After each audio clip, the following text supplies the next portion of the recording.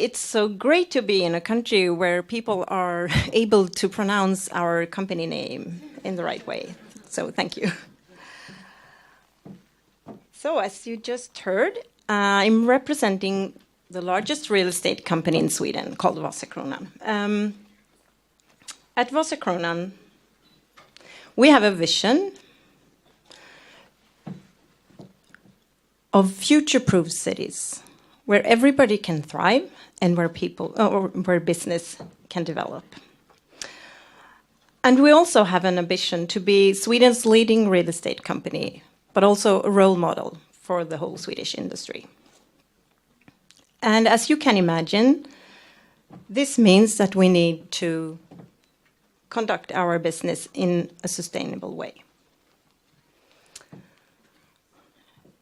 And we really don't like to talk about our sustainability work. Because if you talk about your sustainability work, it's kind of shows that there is... Thank you. Thanks a lot. There is another kind of work going on in the country, or in the company. And what would that be? I mean, if you have a sustainability department working on the sustainability work, what are everyone else doing? The unsustainable work, right? Okay. So we really would like to talk about how we conduct our business in a sustainable way. And sustainability for us is, of course, all the three dimensions. It's about financial performance and responsibility. It's about environmental responsibility and about social responsibility. And in terms of environmental impact, we have defined 4 focus areas. First of all, it's energy. And it's about reducing the energy consumption in our property portfolio, of course. But it's also about shifting to renewable energy sources, either on-site or by purchasing renewable energy from the grid. Second, we have materials. And real estate company or real estate business consume a lot of materials. Of course, if you deliver new projects, new construction, or major renovations, you consume a lot of materials. So that's the main focus, reduce the overall amount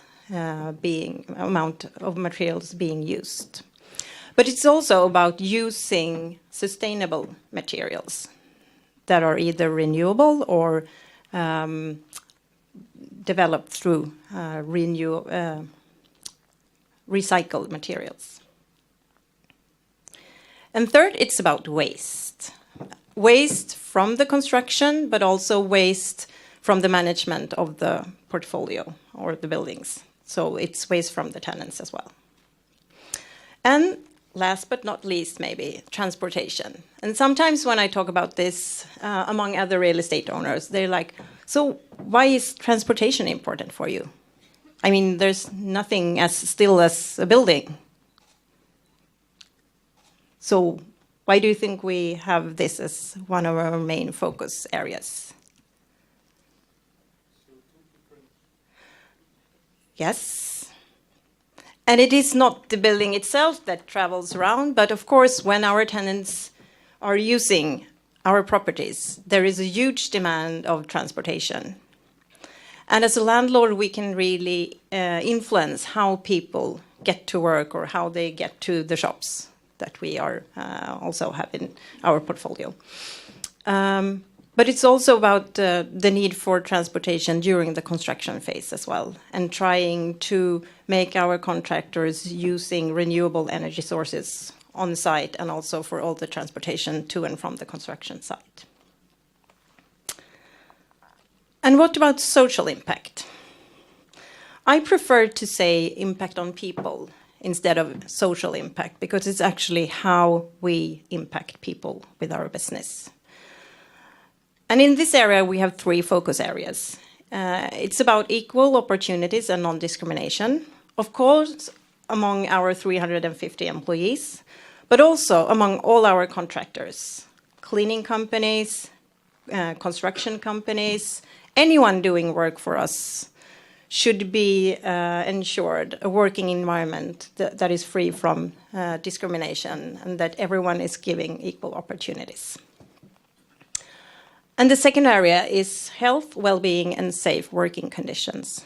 Health and well-being, of course, inside our buildings for all our tenants who spend hours every day inside the buildings, but also safe working conditions in our construction sites, because it's very important. We don't want anybody to get hurt while they're performing work for us.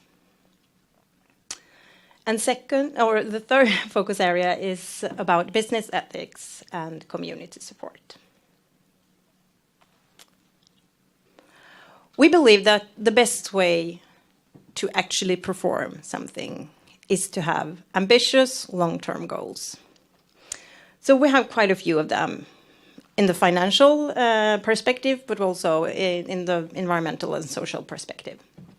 And I would like to mention a few of our environmental long-term goals today. First of all, it's about energy.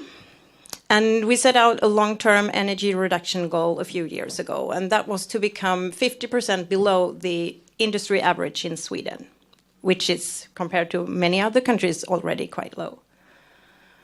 And secondly, a long-term goal for us is to be climate neutral in our operations, but also in the future we want to be able to perform climate neutral new construction projects as well, including materials being used, etc.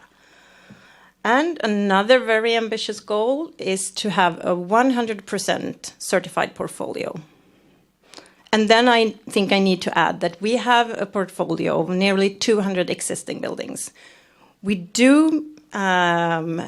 are doing a lot of construction work as well, but our main focus is actually old existing buildings in Sweden.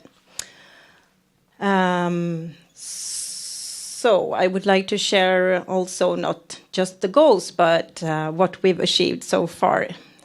So this is our energy performance. We set out the goal in 2009, and as you can see, there is quite a steep change. Since we set out the goal, we have lowered the energy consumption throughout the portfolio by 47%. And we are now around 50% below industry average in Sweden. But of course, we're not the only company working on this issue. So to be able to stay in that position, we really need to keep on working with this issue. And as a consequence of reducing the energy consumption and by shifting to renewable energy sources, we have also reduced our carbon emissions by 99%. And this is carbon emissions accounted for according to the greenhouse gas protocol. So this is emissions in scope 1 and scope 2, and a few of the emissions in scope 3.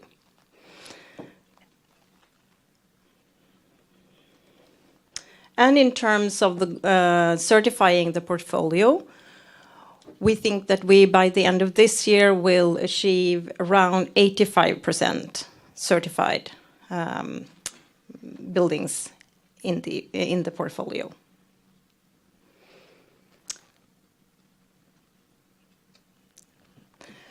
So this is of course important, and it's also good for the environment, but it's also good for business.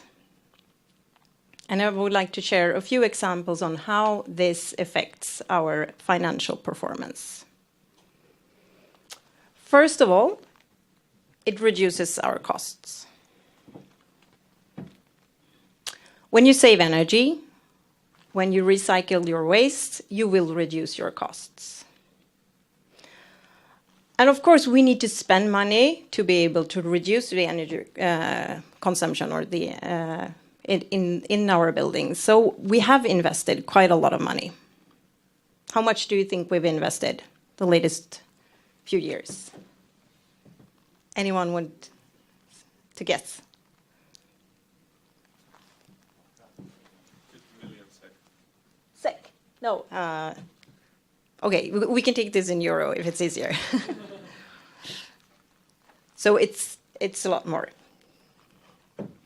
Maybe I should have mentioned that in the beginning.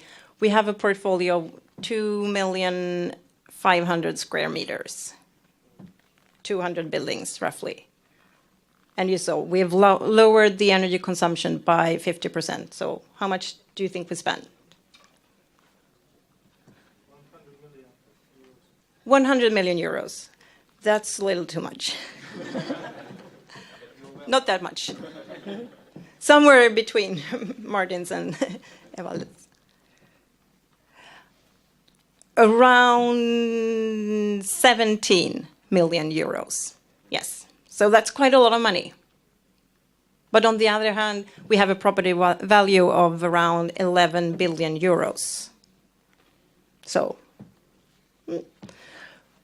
but did we save anything in terms of financial, except for the energy? How much do you think we've saved in kronas or in euros?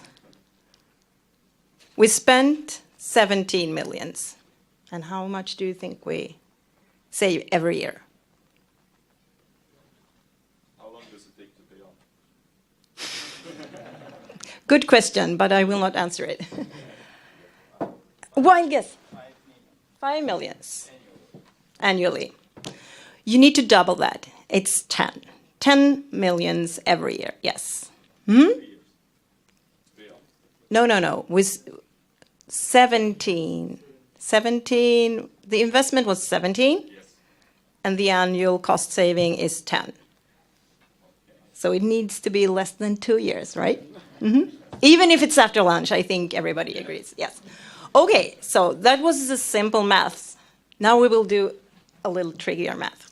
So anyone who took real estate economics at university or in school? Yes. A few heads nodding. Yes. Okay, great. This is going to be fun. Okay, so if we assume we have a cost reduction of 10 millions every year that will last forever, how much value does that represent if we are in an area with a yield of, let's say, 5%?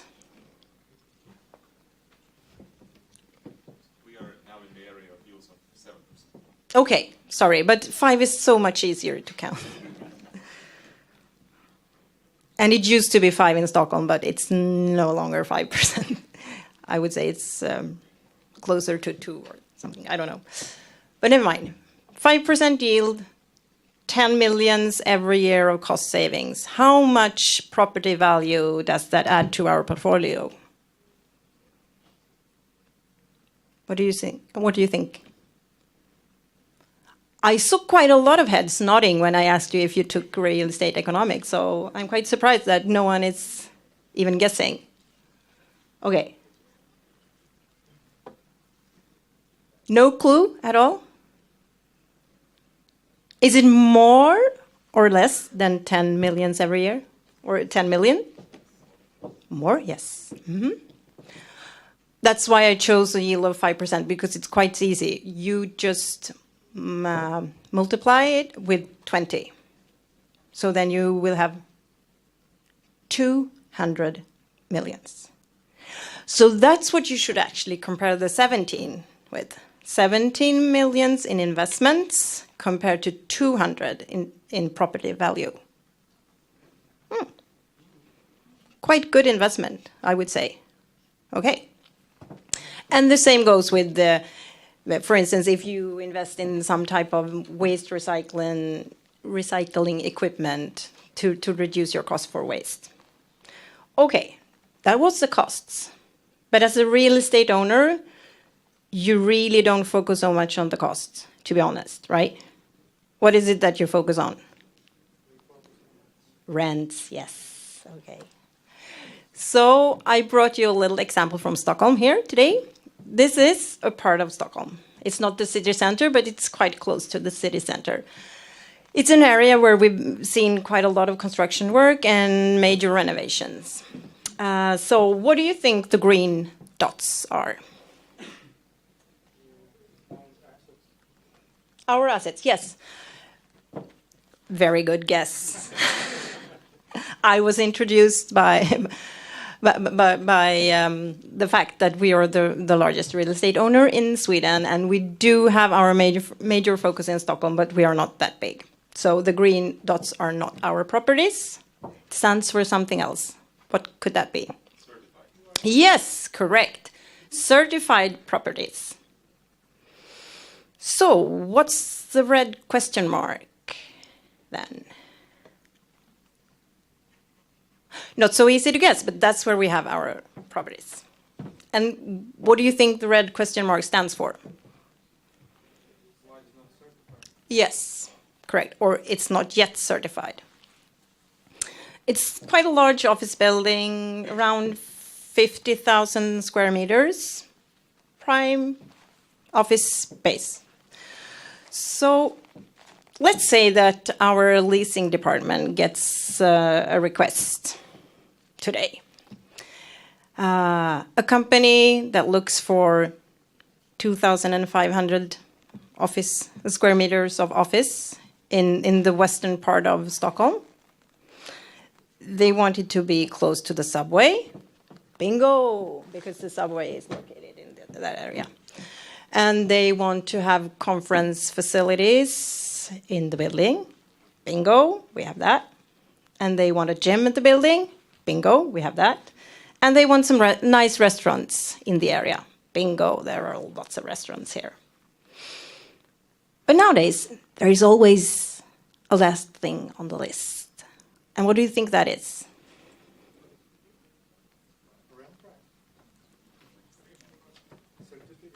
Certificate, yes. It says in Swedish, miljöklassad byggnad. The building needs to be environmentally certified. Okay, so no bingo anymore for my colleagues at the leasing department. Do you think they will be able to show our premises for that company?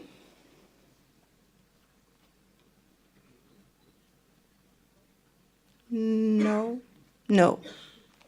No, because that company has to spend a few hours looking at 9 other different projects that fulfill all their requirements. But there is a way. Except for getting the building certified as quick as possible. What could that be? Any tricks? Data? No. There is a cheap, easy trick to get them to come and look at our premise or our building. Lower the rent. Correct. That's right. Yes. And sometimes you simply have to do that because that's the only way. But let's say that this is not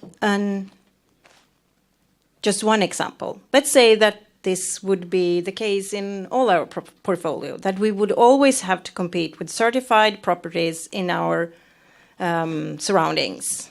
And that we would have, for instance, have to lower our rent by 10 millions every year just to be able to let them.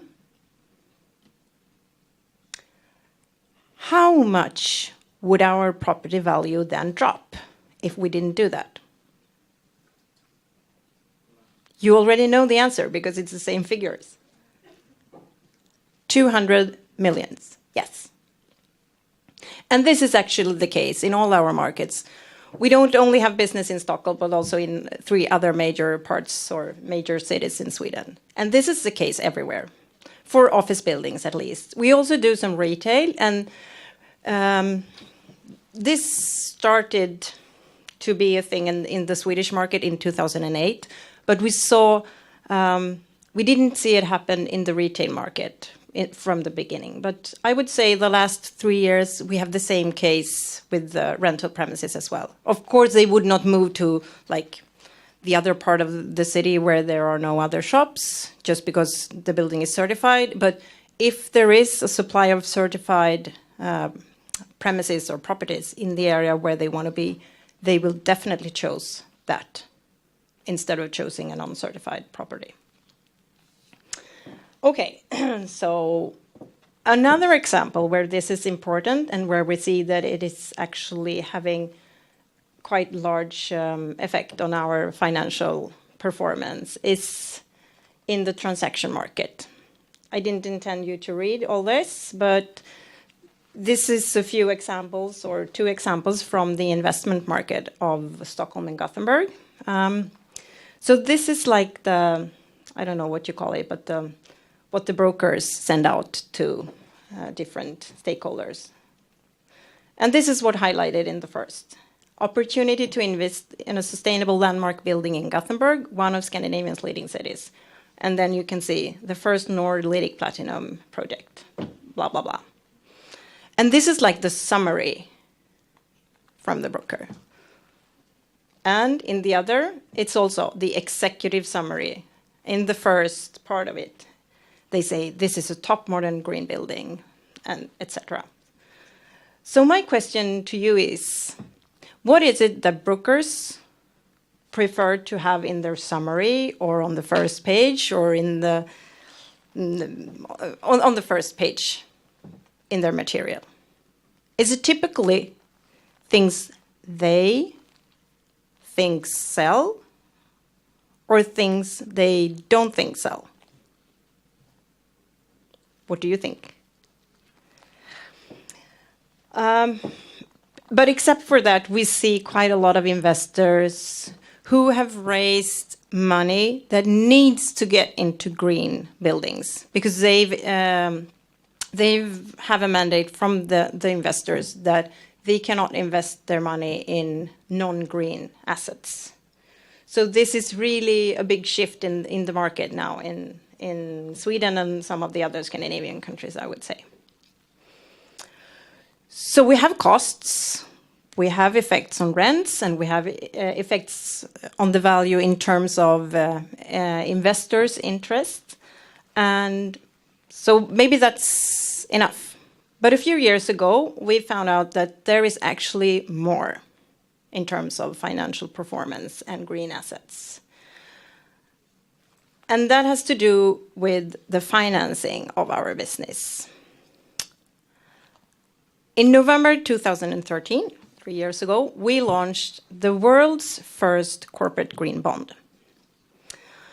And a green bond is working exactly as a normal bond, except for we ensure the investor that we will only use the proceeds from the bond to green assets. And since we launched the first one, we've launched another bonds and we use the proceeds for our new construction and major renovation projects. And we did bonds before this green bond. And usually, since we are not a listed company, but privately owned, we don't have an official rating, so we didn't have so many buyers on this bond. Even if we are one of the largest lenders in the Swedish market, it was still quite hard to get buyers to our bonds. So we had around 4 or 5 companies that used to buy them. But with this green bond, how many investors do you think we've had so far? We've done a few issuances, but if we count all of them, what do you think? Previously, we had 45, and now? 200. No. Sorry, that was a little too much. No, but around 50. So it's 10 times more buyers when the bond is green. But that's not the only way it affects the debt side of the balance sheet. We also did a green loan with the Nordic Investment Bank a few months ago. And on that loan, we could see that the interest rate was actually quite much lower than traditional interest rates with our traditional bank loans that we also do. So greening your portfolio or your assets is actually a very good way of also getting a better price on your financing. So I think I would just like to conclude by summarizing that greening your properties will reduce your costs.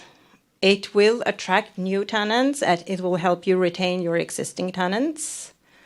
It will also have an impact on the values because in the investment market, greener assets will get a higher price. And that is taken into account now when we appraise our portfolio.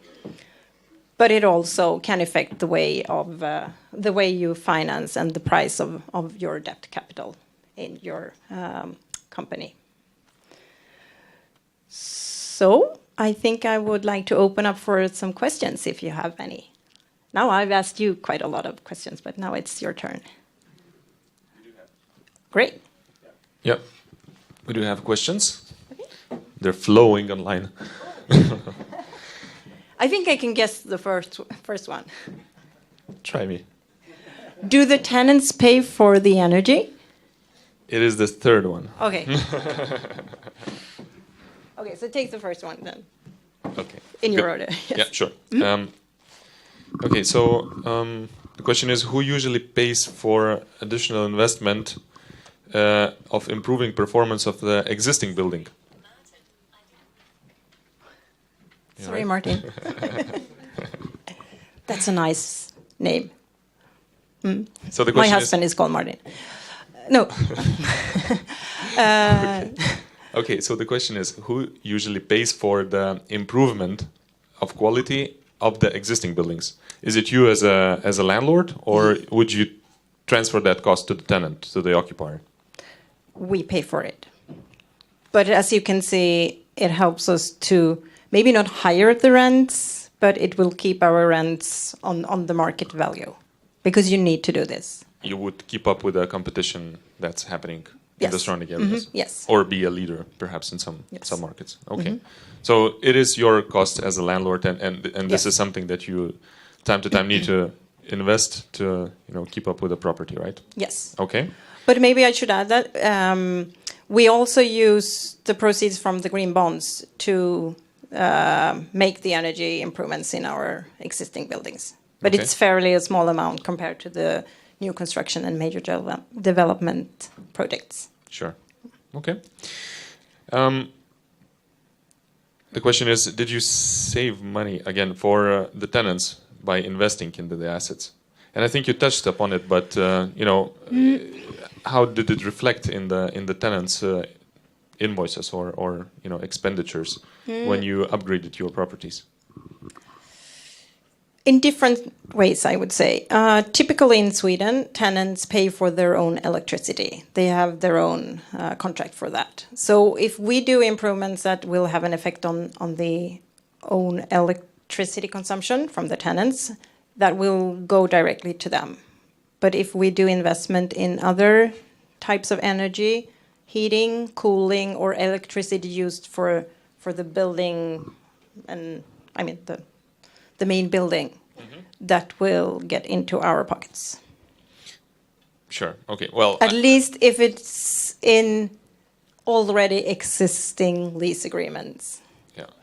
So again, you did some mathematics, but if you invest into a property to be more sustainable and more efficient energy-wise, yes, then the tenant actually saves on its operating expenditure because paying less for electricity and heating and cooling. No, but usually we pay for the other part of the energy, and there is a fixed amount. Oh, okay. Yes, so it basically included in the rent, I would say. Yes. Okay, good. So again, that's another value for the tenant, right?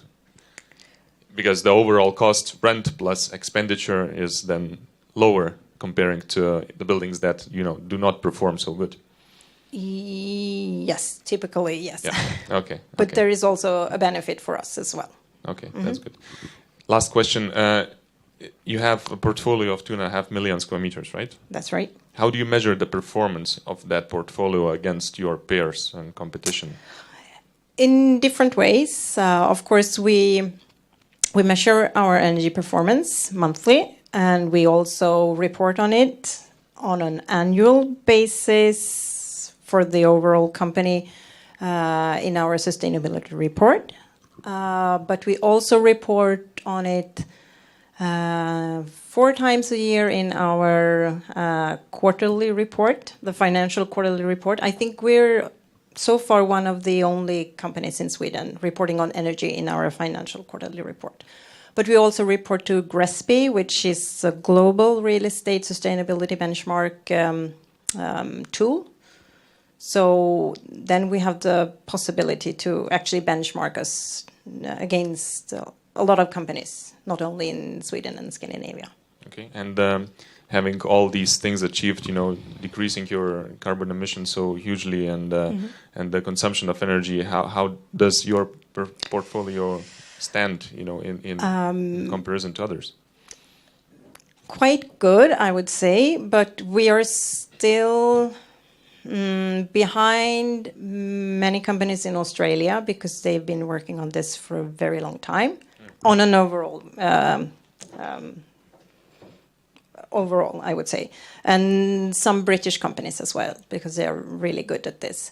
But if you would only measure the performance, energy performance and climate impact, I think we are maybe one of the best companies in the world. That's good to hear. Congratulations to that. Thanks. Okay, thanks a lot. Thanks a lot for your presentation. Thanks.